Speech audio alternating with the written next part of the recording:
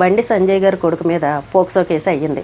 అయితే 3 రోజులుగా ఆ అబ్బాయి గురించే మనం సోషల్ మీడియాలో చూస్తున్నాం. అయితే కొన్ని వీడియోలు సోషల్ మీడియాలో ట్రోల్ అవుతూ ఉన్నాయి. ఆ అబ్బాయి కాలేజీ స్టూడెంట్ని ఇష్టం వచ్చినట్టు కొట్టడం, మందు తాగమని అనడం, ఏంటో ఒక రుబాబ్గా, ఒక రౌడీయుజంగా తన వయసుతో సమానంగా ఉన్న వేరే పిల్లల్ని బెదిరించడం, ఇలాంటివి చేస్తుంటే ఆ అబ్బాయి ఎంత పొగరమూతగా ఉన్నాడో దాన్ని బట్టే అర్థమవుతుంది. అయితే ఇంకా ఆ అమ్మాయి విషయానికి వస్తే, ఆ అమ్మాయి మైనర్ అంటున్నారు. వాళ్ళ కుటుంబానికి వీళ్ళకి బాగా సన్నిహితంగా సంబంధాలు ఉన్నాయి. వాళ్ళ ఒక ఫ్యామిలీ ఫ్రెండ్స్ గుళ్ళు గోపురాలకి తిరిగారు.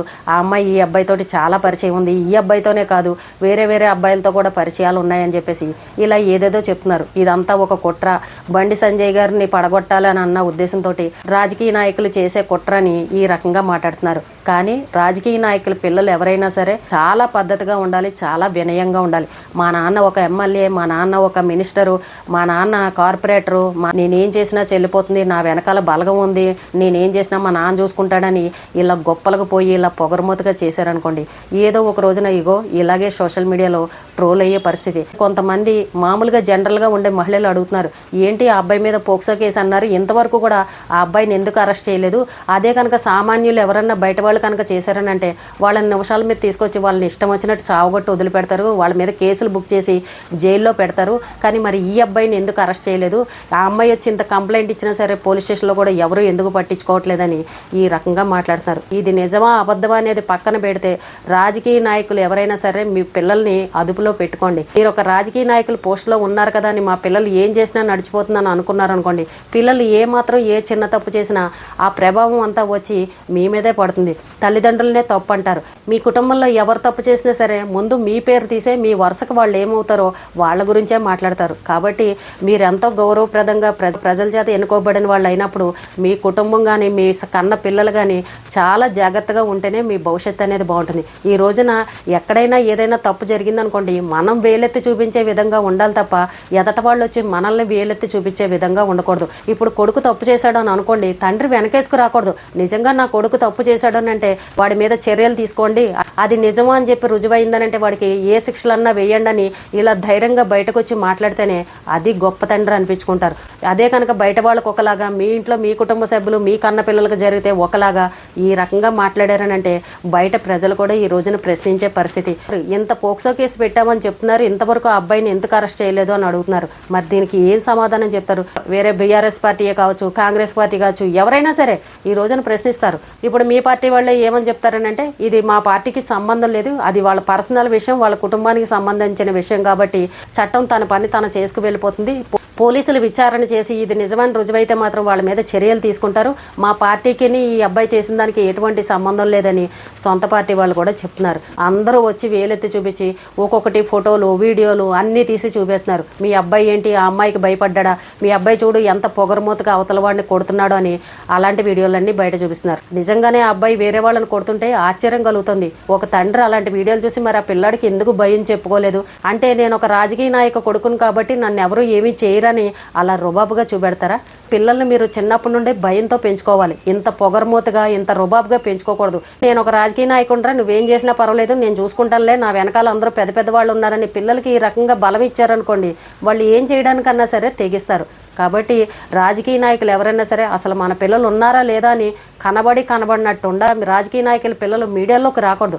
రాజకీయాల్లోకి వస్తే రావచ్చు, ఆ పిల్లాడు ఏదైనా గొప్ప పని చేశాడు అనుకోండి, ఆ రకంగా సోషల్ మీడియాలోకి వచ్చి కనబడితే అది చాలా సంతోషమే ఆ కన్న తల్లిదండ్రులకి. కానీ ఇలాంటి చెడు పనులు చేసి సోషల్ మీడియాలో ట్రోల్ అయ్యి న్యూస్ల్లో వచ్చి వాళ్ళ మీద కేసులు అయ్యి ఇలాంటి అసభ్యకరమైన వీడియోలన్నీ బయటకు వస్తున్నాయి అని అంటే ఆ పిల్లాడి పెంపకాన్ని ఈ రోజున అందరూ కూడా అనుమానిస్తారు.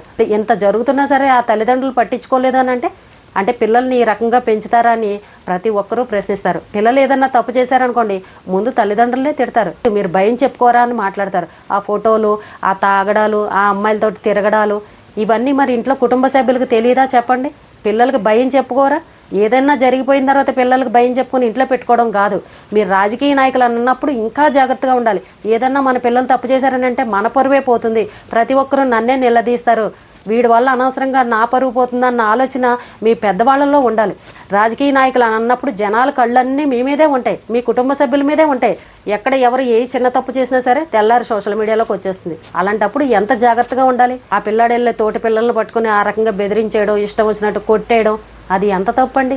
అంటే ఆ కొట్టించుకున్న పిల్లలు ఏంటంటే, అమ్మో వీడి జోలికి వెళ్ళకూడదు, కొడితే కొట్టాళ్లే, వీళ్ళ నాన్న రాజకీయ నాయకుడు, మన కేసులు పెట్టినా మన కేసులు ఎవరో పట్టించుకోరన్న భయంతోనే కదా ఆ పిల్లలు అలా ఉండిపోయారు. అంటే అక్కడ ఒక భయంతో బతుకుతున్నారు తప్ప ఎక్కడ కూడా ఎదిరించలేని పరిస్థితి.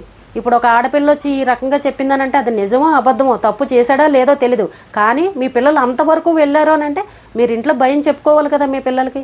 ఎంత ఫ్యామిలీ ఫ్రెండ్స్ అయినా సరే మనం ఎంతవరకు ఉండాలో అంతవరకే ఉండాలి. ఈ డబ్బున్న వాళ్ళు రాజకీయ నాయకుల పిల్లలు ఏంటంటే ఫామ్ హౌస్లకు అంటారు, పబ్బులకు అంటారు, పార్టీలకు అంటారు, అమ్మాయిలతో తిరుగుతారు, ఎక్కడికంటే అక్కడ తిరుగుతారు. అలాంటప్పుడు పిల్లల్ని ఒక్క క్షణం కూడా ఎదిరించి ఏంట్రా ఎక్కడికి వెళ్తున్నారని ఎవ్వరు కూడా పట్టించుకోరు. వాళ్ళు ఏదో ఒకటి కోతి పనులు, అసభ్యకరమైన పనులు చేసి సోషల్ మీడియాలోకి వచ్చాక అప్పుడు లబోదిబోమని ఏడుస్తారు. మా పిల్లలు అలాంటి వాళ్ళు కాదు, ఇది ఎవరో కావాలని చేశారు, ఇదంతా రాజకీయ కుట్ర, నేనంటే గిట్టని వాళ్ళు, నన్ను ఎదుర్కోలేని వాళ్ళు ఈ రకంగా చేశారని చెప్పేసి అప్పుడు మీడియాల ముందరకు వచ్చి బయటకు వచ్చి చెప్పుకుంటారు. అక్కడ అంత క్లియర్గా ఫోటోలు వీడియోలు అన్నీ కనబడుతుంటే ఎందుకు ప్రశ్నించరండి జనాలు? రాజకీయ నాయకులు పిల్లలు అన్నప్పుడు ఇంకా జాగ్రత్తగా ఉండాలి. 10 మందికి మంచి చేసే విధంగా ఉండాలి తప్ప ఎప్పుడు మీ కుటుంబం చెడ్డ పేరు తెచ్చుకోకూడదు. మీ కుటుంబం పిల్లలు చేసిన తప్పుల వల్ల మీరు సోషల్ మీడియాలోకి రాకూడదు. వయసులో ఉన్న పిల్లల్ని ముందు ఒరే బాగా చదువుకో, ఎక్కడ కూడా చెడ్డ పేరు తీసుకురాకు, నువ్వే తప్పు చేసినా నాకే చెడ్డ పేరు వస్తుందని ముందుగానే మీరు పిల్లలకి చెప్పుకోవాలి. అలా చెప్పుకుని జాగ్రత్తగా పెంచుకుంటేనే పిల్లల భవిష్యత్తు బాగుంటుంది. పిల్లలు చెప్పిన మాట వినట్లేదు అనుకోండి, వేసేయండి, ఎక్కడో విదేశాల్లోనో ఎక్కడో హాస్టల్లో వేయడమో, వాళ్ళు వేరే దూర ప్రాంతాలకు పంపించి చదివించడమో అలాంటివి చేయండి. ఎంతమంది రాజకీయ నాయకుల పిల్లలందరూ విదేశాల్లో చదువుకోవట్లేదు, ఇక్కడ ఉండి మీ మాట వినట్లేదు అనుకోండి, అలా దూర ప్రాంతాలకు పంపించేయండి. చక్కగా అక్కడైనా ఉండి కుదురుగా ఉండి చదువుకుంటారు. ఇలా మీతో పాటు జనాల మధ్య నుండి ఇలాంటి పిచ్చి పిచ్చి వేషాలు వేశారనుకోండి, వాళ్ళు ఏం చేసినా ఎవరో ఒకరు తీసుకొచ్చి సోషల్ మీడియాలో పెడతారు. ఆ అబ్బాయి తప్పు చేశాడా లేదా అనేది తర్వాత విచారణలో తేలుతుంది. కానీ ఆ అబ్బాయి విషయం చూస్తుంటే అబ్బాయి అక్కడ వేరే పిల్లల్లో కొడుతూ ఉంటే కొంచెం పొగరమూతగా ఉన్నాడనే అనిపిస్తుంది. తల్లిదండ్రుల మాట వింటాడన్న పరిస్థితి ఎక్కడా కనిపించట్లేదు. రాజకీయ నాయకులైనా సరే, డబ్బున్న పిల్లలైనా సరే, ఎవరైనానండి పిల్లల్ని ముందు జాగ్రత్తగా చూసుకోండి. పిల్లలు చెప్పిన మాట వినలేదనుకోండి, ఇదిగో మీ పరువుని ఇలాగే తీసేస్తారు. ఇప్పుడు మైనర్గా ఉన్న ఒక ఆడపిల్ల తల్లి వచ్చి మా అమ్మాయికి ఇలా జరిగిందని కంప్లైంట్ ఇచ్చారనంటే ఎవరి పరువు కూడా తీసుకోరు కదండి. ఆడపిల్ల పరువు తీసుకుంటారా? ఇప్పుడు మీ మీద కక్ష ఉందని చెప్పేసి వాళ్ళ కూతురు పరువు తీసుకుంటారా? ఎవరో చేయరు కదా, ఏ తల్లి ఆ పని చేయదు కదా. అధికారంలో ఉన్నవాళ్ళు, రాజకీయ నాయకులు, మీ పిల్లల్ని మీరు జాగ్రత్తగా చూసుకోండి. వాళ్ళు ఏమాత్రం ఏ తప్పు చేసినా సరే అనవసరంగా మీ పరువు పోతుంది. అందరూ అడిగే మాట ఏంటంటే ఆ అబ్బాయి మీద పోక్సో కేసు పెట్టారు, ఎందుకు అరెస్ట్ చేయలేదు? ఇది ప్రశ్న. చూద్దాం మరి ఆ అబ్బాయిని ఎందుకు ఇంకా పోలీసులు పట్టుకోలేదో, మరి ముందు ముందు ఏం జరుగుతుందో, ఆ కేసు పెట్టిన అమ్మాయి చెప్పేది నిజమా అబద్ధమా, అసలు ఏంటి విషయం అనేది మనం కూడా ఎదురు చూద్దాం. ఈ రోజుకి ఇదేనండి. రేపు మళ్ళీ మరొక మంచి విషయంతో మళ్ళీ కలుద్దాం.